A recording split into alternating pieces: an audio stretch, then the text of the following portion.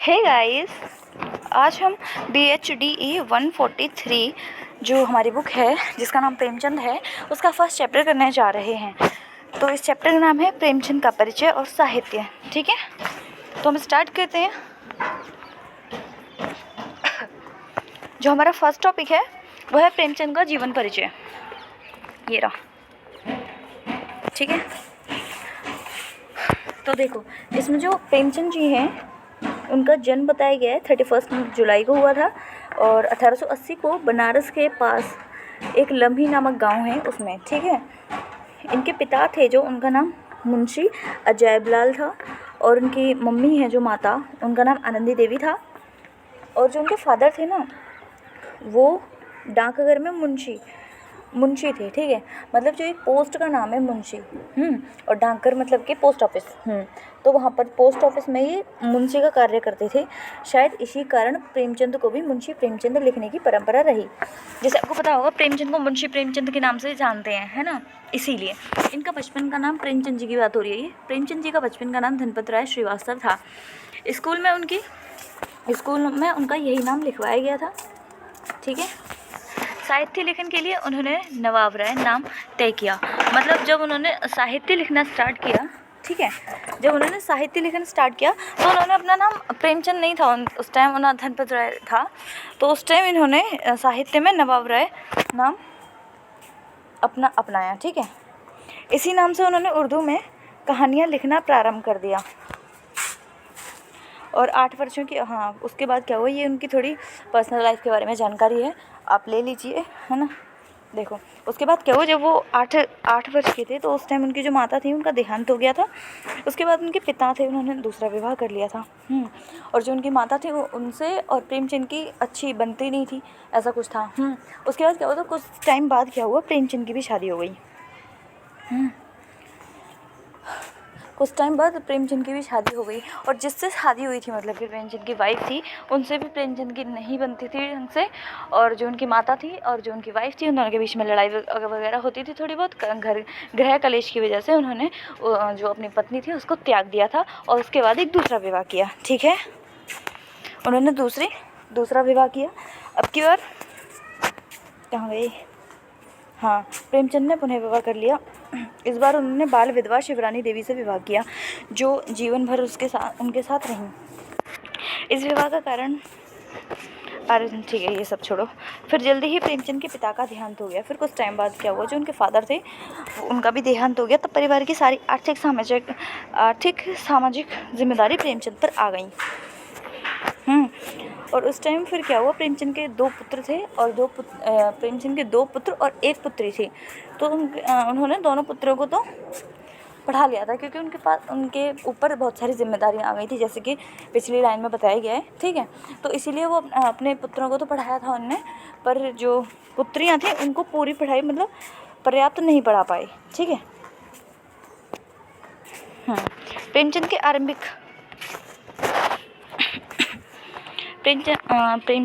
आरंभिक शिक्षा मदरसे में हुई। जो स्टार्टिंग की जो उनकी पढ़ाई हुई थी वो मदरसे में हुई थी तथा उन्होंने प्राथमिक लेखन भी उर्दू में ही किया था। ये तो अभी बताया था। उनकी पहली कहानी मतलब उन्होंने फिर क्या किया, कहानी वानी लिखनी। देखो उनकी पहली कहानी ये थी दुनिया का सबसे अनमोल रतन। ठीक है, और उनका पहला कहानी संग्रह सोजे वतन 1909 में छपा था और ये देश प्रेम के ऊपर था, ऐसा कुछ। ठीक है, देश प्रेम के ऊपर था ये सोजे वतन। तो इसमें क्या हुआ था, तो ना सरकार को ये जानकारी प्राप्त हो गई थी कि धनपत राय श्रीवास्तव और नवाब राय एक ही व्यक्ति है। तब तत्कालीन जिलाधीश ने प्रेमचंद को बुलाकर डाटा फटकारा तथा भविष्य में ऐसी कहानी न लिखने का हिदायत देकर यह संग्रह को जब्त कर दिया। मतलब उन्होंने क्या किया, जो सरकार थी उसको पता चल गया था कि जो धनपत राय श्रीवास्तव हैं और यही जो नवाब राय हैं, ये दोनों व्यक्ति एक ही हैं। और जो उन्होंने सोजे वतन लिखी थी देश प्रेम के ऊपर, इसके लिए उनको डाटा फटकारा गया उस टाइम। ठीक है, और उनका वो जब्त कर लिया गया लेखन और कहा कि आगे से ऐसी ना लिखें, ऐसे इस टाइप से कुछ, है ना। तो इसीलिए फिर क्या हुआ, तो फिर उन्होंने मतलब कि उन्होंने फिर ये डिसाइड किया कि नया हमें नाम कुछ रखना चाहिए, तो फिर बाद में उनको प्रेमचंद नाम दिया गया। ठीक है, प्रेमचंद के नाम से जो सबसे पहले उन्होंने कहानी लिखी जब उनका प्रेमचंद नाम था तो बड़े घर की बेटी थी, ये कहानी का नाम है। ठीक है, इसके बाद सभी लोग प्रेमचंद को प्रेमचंद के नाम से जानने लगे। उसके बाद से जो इनका प्रेमचंद नाम है बाद में फेमस हुआ। ठीक है,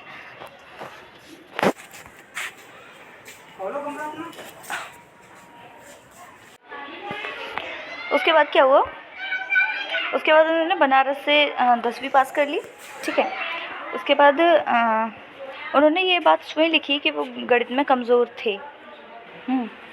फिर उन्होंने क्या किया, जैसे टीचर होते हैं तो उनके सहायक टीचर के रूप में कार्य करना स्टार्ट कर दिया, ऐसे करके, है ना। और फिर ऐसे ही इन्होंने बहुत जगह काम किया, पर ये एक जैसे परमानेंट होते हैं ना, मतलब एक जगह लग के काम नहीं किया इन्होंने, हर जगह से घूम घूम के, मतलब कि थोड़े दिन कहीं थोड़े दिन कहीं ऐसे किया था पहले इन्होंने काम। ठीक है, प्रेमचंद को पढ़ने का शौक़ बचपन से ही था, उन्होंने स्वयं लिखा है। उसके बाद कहाँ गई। ठीक है, भारतीय भाषा के उन गिने चुने लेखकों में से थे जो हिंदी और उर्दू दोनों का समान भाव से अधिकार रखते थे। मतलब ये ऐसे लेखक थे जो उर्दू और हिंदी दोनों भाषाओं में लेखन कार्य करते थे। प्रेमचंद ने BA तक की शिक्षा ग्रहण करी। उसके बाद क्या हुआ, धीरे धीरे गांधी जी के सर्वमान्य नेता बने। गांधी जी ने असहयोग आंदोलन, उस टाइम क्या हुआ था, गांधी जी ने असहयोग आंदोलन का प्रारंभ कर दिया था। उस समय प्रेमचंद गोरखपुर में नौकरी कर रहे थे। तो उसके बाद इससे प्रभावित होकर उन्होंने पहले अपने घर में बात करी, है ना। उसके बाद इन्होंने क्या किया, जो उनकी नौकरी थी उससे त्यागपत्र दे दिया।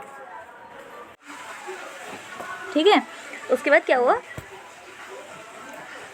हाँ देखो इसमें ये लिखा है। फिर उन्होंने क्या हुआ, उन्होंने अपनी सरकारी नौकरी से त्यागपत्र दे दिया। उसके बाद वो प्रेमचंद महावीर प्रसाद को मतलब कि फिर चरखे का प्रचार करने लगे थे। उसके बाद यहाँ पर देखो कि कई निजी संस्थानों में अध्यापक, मतलब कि उन्होंने टीचर की तरह बहुत जगह मतलब कि अध्यापक रहे, परंतु वे कहीं एक जगह स्थिर होकर नहीं कार्य कर रहे थे। ठीक है, इस बीच उन्होंने पत्रकारिता का भी कार्य किया। कुछ दिन तक उन्हें मर्यादा का संपादन किया, मतलब फिर वो लिखने लगे थे उस टाइम, क्योंकि उन्होंने नौकरी तो अपनी छोड़ दी थी। प्रेमचंद ने उस समय बहुत सारी, ये देखो सरस्वती और ये नाम लिख रहे हैं, ये सारी उन्होंने प्रकाशित करी। ठीक है, प्रेमचंद हिंदी और उर्दू दोनों भाषाओं के लेखक थे, अतः उनमें मतलब उनके मन में इन दोनों भाषाओं की एकेडमी बनाने की इच्छा थी। मार्च 1927 में हिंदुस्तानी एकेडमी का उद्घाटन हुआ। प्रेमचंद इनकी काउंसिल के सदस्य थे। इस एकेडमी ने प्रेमचंद को रंगभूमि उपन्यास का पुरस्कार मिला। ठीक है, धीरे धीरे प्रेमचंद हिंदी संसार के प्रसिद्ध, मतलब उनके मन में था कि हिंदी और उर्दू भाषा, मतलब कि एक एकेडमी बनाई जाए। ठीक है, तो उन्होंने उसके सदस्य भी रहे थे, वो एकेडमी बनाई, उसके सदस्य थे।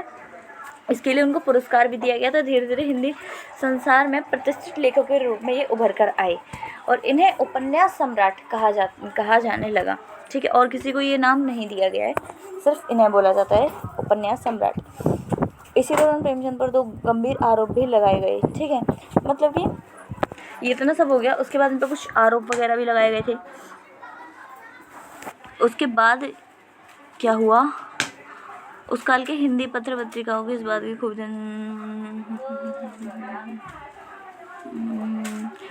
प्रेमचंद जी पर मानहानि का मुकदमा लगाया था। ये मुकदमा खारिज हो गया था।